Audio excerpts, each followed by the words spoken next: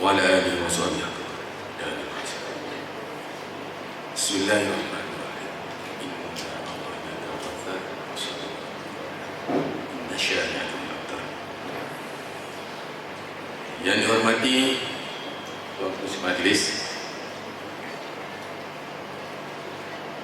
Yang Berusaha Ketua Pegawai Sekolah Seri Seremban, Tuan Haji Halil bin Jadi, Yang Berusaha Timbal Pengarah Pendidikan Sektor Pengurusan Sekolah Jabatan Pendidikan Negeri Sembilan, Tuan Haji Bisri, Yang Berusaha Cikgu Suzana, yang saya hormati Yang Ketua PIBG Dr. Mizwan, yang saya hormati guru-guru yang ada di hadapan saya bagi sangat hadapan,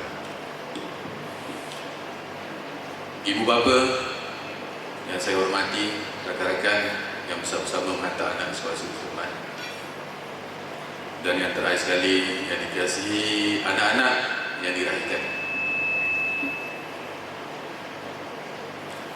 Saya sebenarnya agak keberatan apabila ditahu oleh isteri saya, Cikgu Suzana kata dia minta abang ucap masa majlis tu. Saya krik kan? Sebab saya rasa saya tak layak ada di sini untuk berucap depan sebagai wakil ibu bapa mungkin. Satu sebab saya rasa di hadapan saya ni lebih ramai lagi lah yang lebih layak. Ayah kepada ketua murid tadi pun ada di sini, saya rasa Dr. Kazri, saya dah nampak tadi. Sepatutnya dia kot yang ada depan sini. Saya rasa macam nak menyuruh dia bawa Rasul ni sebenarnya. Boleh. Ini tak apalah, saya cuba Dr. Cikgu Suzana. Saya nak mulakan ucapan saya pada pagi ini dengan sepotong hadis dari yang diriwayatkan oleh Bukhari. Setiap anak yang dilahirkan itu dalam keadaan fitrah, iaitu suci bersih. Kedua ibu bapanya lah yang mencorakkannya menjadi Yahudi, Nasrani atau Majusi. Jadi anak-anak, kamu anak-anak yang suci dan bersih ketika lahir. Alhamdulillah, memang itu yang ditakdirkan pada kita semua. Jadi kamu memang anak-anak yang istimewa, yang dilahirkan istimewa, dan kamu adalah anak-anak yang suci dan bersih. Bercerita tentang pengalaman menghantar anak ke sekolah Seri Seremban ini sebenarnya banyak yang manis, ada juga ketikanya yang pahit, tapi yang manis itu memang lebih banyak, ya. Dan yang pahit itu sebenarnya pahit yang tak sebaik mana pun boleh dia nak telan, kan? Jadi saya rasa peringkat awal keluarga saya, ya, saya memang berniat untuk menghantar anak saya ke sekolah Seri Seremban ini seawal anak saya yang sulung ketika mereka berumur 3 tahun. Saya memang dah bertekad, maksudnya saya dan isteri memang bertekad untuk menghantar anak kami ke sekolah Seri Seremban. Sebab pada kita itu, apa yang dibuktikan pada kami, sekolah Seri Seremban adalah yang terbaik kalau nak hantar sekolah, kalau kita nak mereka mendapat pendidikan agama yang secukupnya. Jadi kami memang bertekad untuk hantar ke Seri Seremban, dan alhamdulillah anak kami yang pertama, Muhammad Amirul Syami, pada ketika itu tahun 2008, 2009 atau 10, dapat hantar ke sekolah Seri Seremban. Jadi bila melihat kepada perkembangan anak-anak saya ini, dan alhamdulillah saya memang saya dan isteri dikurniakan selama 4 orang anak. Anak yang pertama ketika ini berumur 19 tahun, anak kedua 18 tahun, yang ketiga ada di sini berumur 12 tahun majlis di hari ini, dan keempat ada juga bersama kami 2 tahun juga bersekolah di Seri Seremban. Dan alhamdulillah kami dapat menghantar semua anak-anak kami ke Seri Seremban sebab dia melihat bahawa sekolah Seri Seremban ini memang mempunyai keupayaan yang sangat cantik dalam mendidik anak-anak. Dan ini saya ingin ceritakan pengalaman saya membesarkan anak-anak ini, dan saya ingin mengambil kesempatan untuk berterima kasih pada semua guru-guru yang ada kerana anda telah berjaya membentuk anak-anak kita dengan sebegitu cantik sekali. Saya tidak membandingkan anak saya dengan anak-anak orang lain ataupun membandingkan sekolah ini ataupun dengan sekolah yang lain. Saya tidak berfikiran begitu. Sebab tujuan utama saya menghantar anak ke sekolah Seri Seremban ini adalah untuk mendapatkan pendidikan agama yang sempurna. Sebab kalau di hadapan saya ini ramai ustaz-ustazah macam saya, bukan. Saya tidak mendapat pendidikan agama, bukan latar agama. Begitu juga isteri saya, bukan ustaz, bukan ustazah. Kami daripada dulu baru nak start. Jadi dalam keadaan yang sebegitu rupa, kami bertekad supaya anak-anak kami ini dan mendapat pendidikan yang jauh lebih baik dari kami. Dan bila saya bandingkan anak-anak ini membesar di hadapan saya, dibandingkan dengan saya sendiri, bapa dia yang baru nak start, memang saya tabik dengan guru-guru semua. Sebabnya mereka mendapat pendidikan yang saya rasa cukup baik. Saya ambil contoh yang paling mudah, anak saya yang baru berumur 8 tahun lagi ada. Beliau, anak ini dah pun dapat berani ke hadapan menjadi imam solat ketika di rumah. Ketika saya tak ada di rumah, dia akan mengimamkan solat kepada kakak dia yang berumur 12 tahun. Ini sesuatu yang pada saya memang sangat cantik. Anak kecil berumur 8 tahun mengimamkan kakak dan berumur 12 tahun. Si kakak tak membantah, walaupun yang mengimamkannya adalah adiknya.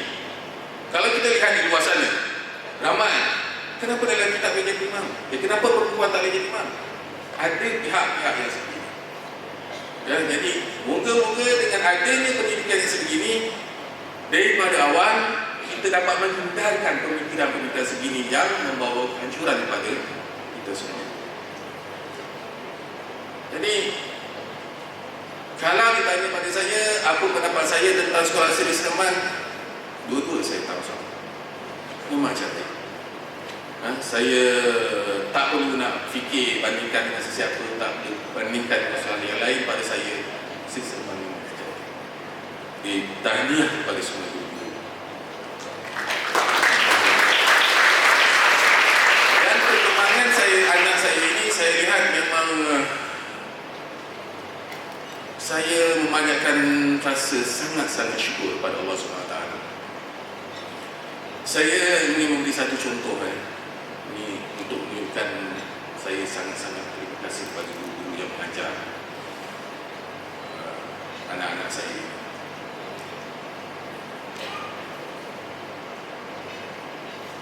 Dua tahun yang lalu, kalau kita ingat, kita dalam keadaan yang agak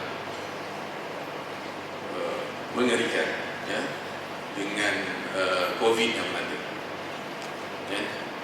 jangkitan di sana.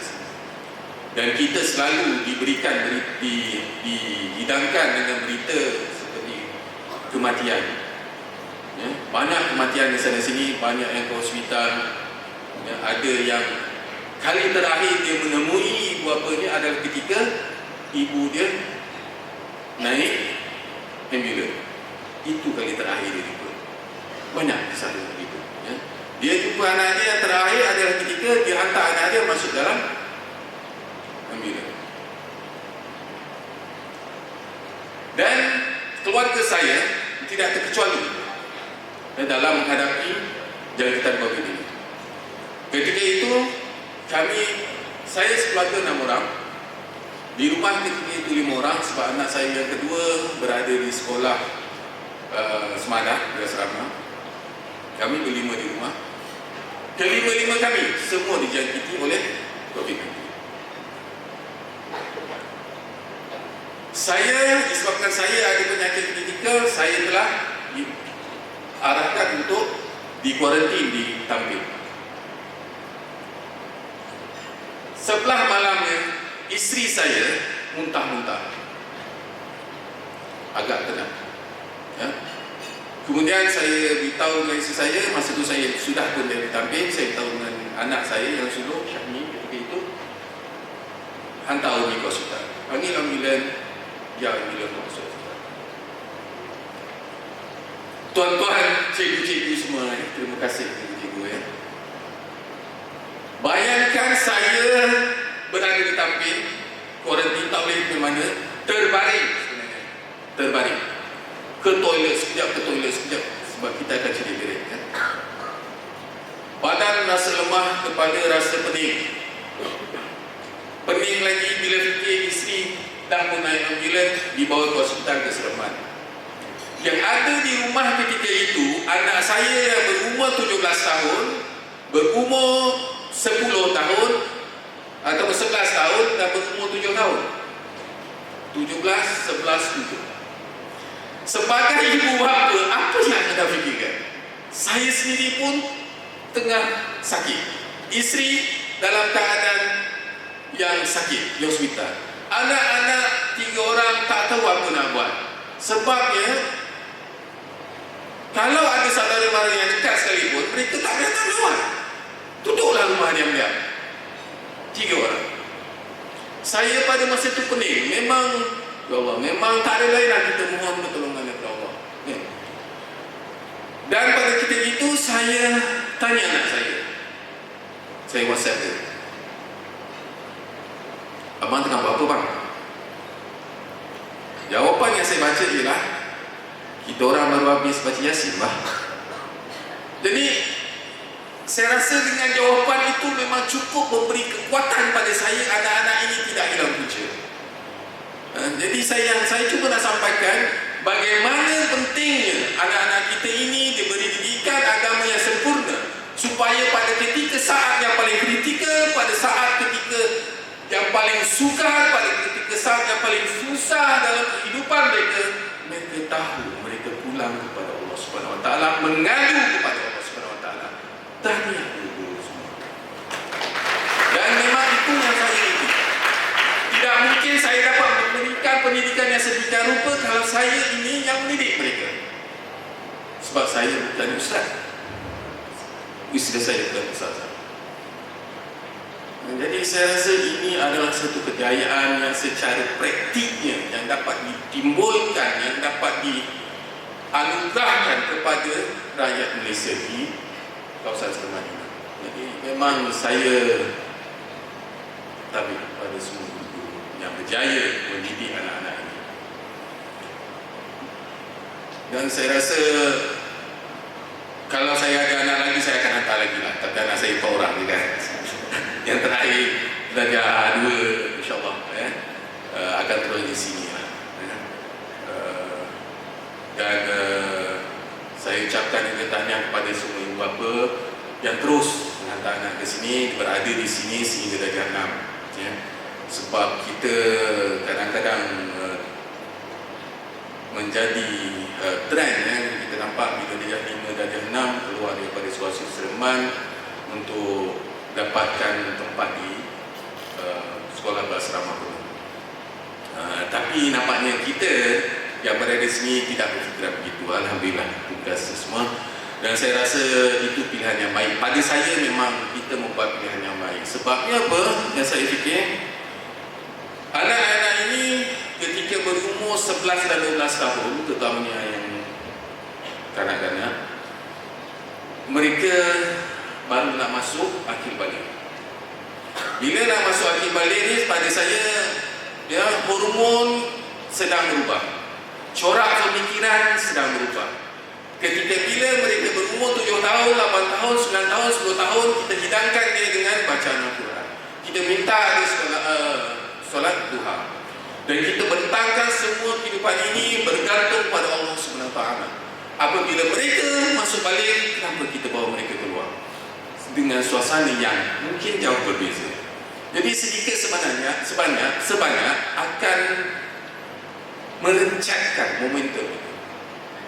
Jadi ketika anak yang pertama sekolah di Seri Sleman, ketika Amirul Syahmi darjah 4, darjah 5, rumah saya bincang dengan saya, kita nak keluarkan ke? Saya kata tak boleh. Kita teruskan momentum yang ada, sebab kita perlukan ini. Ya? Sekolah-sekolah asrama penuh dapat tak dapat, itu boleh belakang. Sekolah lain pun banyak. Ya? Kita boleh mendapat pendidikan yang sama. Mungkin fasiliti dia tidak sebaik sekolah asrama penuh, tapi masih lagi dalam keadaan yang lebih daripada memadai. Jadi saya ucapkan tahniah kepada ibu bapa, daripada anak-anak, ya, kamu akan menempuh kehidupan baru. Kamu telah dicorakkan oleh guru-guru kamu, ibu bapa kamu. Teruskanlah kehidupan kamu, kejarlah cita-cita kamu. Jadilah seorang doktor kalau kamu ingin menjadi doktor. Jadilah doktor yang baik. Jadilah doktor yang tidak mementingkan keuntungan. Jadilah doktor yang mahu berkhidmat kepada rakyat apabila diperlukan. Kamu nak menjadi arkitek, silakan. Kamu nak menjadi jurutera, silakan. Tapi jadilah jurutera yang taat pada perintah Allah SWT. Jadilah jurutera yang tahu nilai-nilai murni agama Allah. Ingatlah, ya, anak-anak, ingatlah pesanan guru-guru kamu. Ya, ingatlah semua itu. Kalau kamu lari daripada apa yang dah diingatkan kepada kamu, binasalah kamu. Ingat. Kejarlah cita-cita kamu. Kejarlah apa yang kamu inginkan. Kejarlah apapun profesi yang ingin kamu capai. Tapi ingat, apa-apa yang diajarkan oleh guru-guru kamu, ingatlah. Kerana dengan itu sahaja kamu akan menampak kejayaan.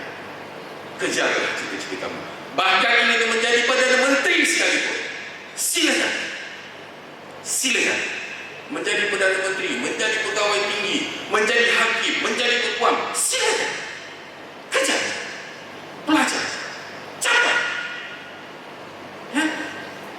Tapi ingatlah kata-kata guru-guru kamu, kata-kata ibu bapa kamu.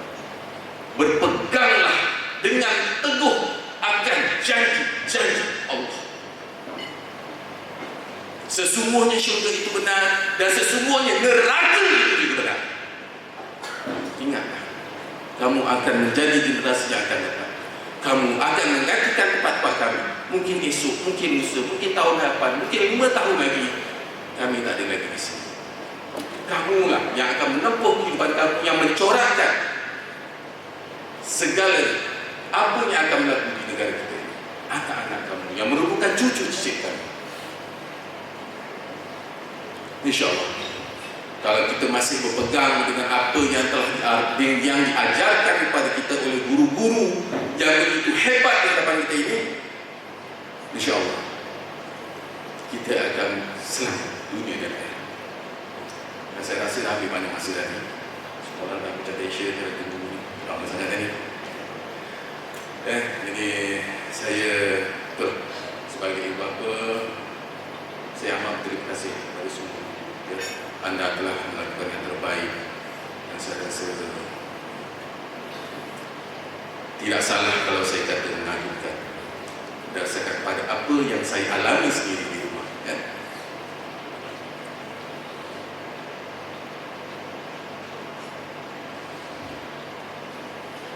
Sebelum saya menunjukkan diri, ingin saya menyampaikan dua rakaman pantun. Jangan dipagar wilayah condong, buahnya jatuh ke laman orang. Hidup di dunia janganlah sombong. Sebarkan salam, sebarkan sayang. Hidup beradat, hidup bermuafakat, hidup beragama, hidup sejahtera. Mendidik anak membawa berkat kepada Allah kembali juga. Wabillahi taufiq wal hidayah. Assalamualaikum warahmatullahi wabarakatuh.